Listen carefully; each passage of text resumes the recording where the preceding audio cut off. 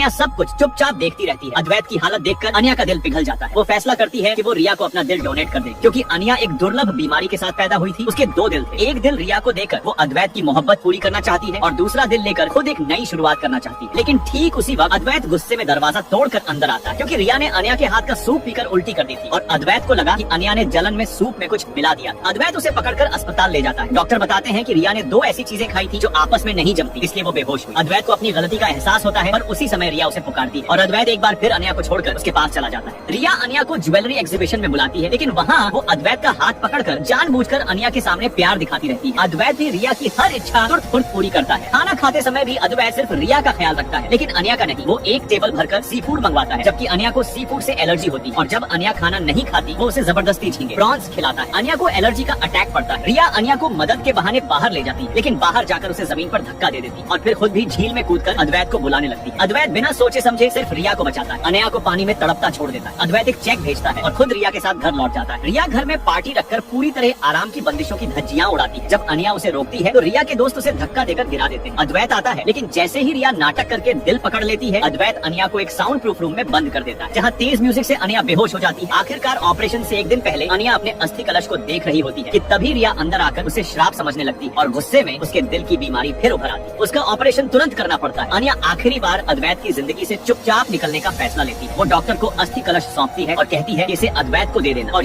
उसे ये मत बताना कि वो जिंदा है। ऑपरेशन पूरा होता है। अनिया पीछे के दरवाजे से अस्पताल छोड़ देती है। अद्वैत को कुछ भी पता नहीं चलता। वो एक हफ्ते तक रिया की सेवा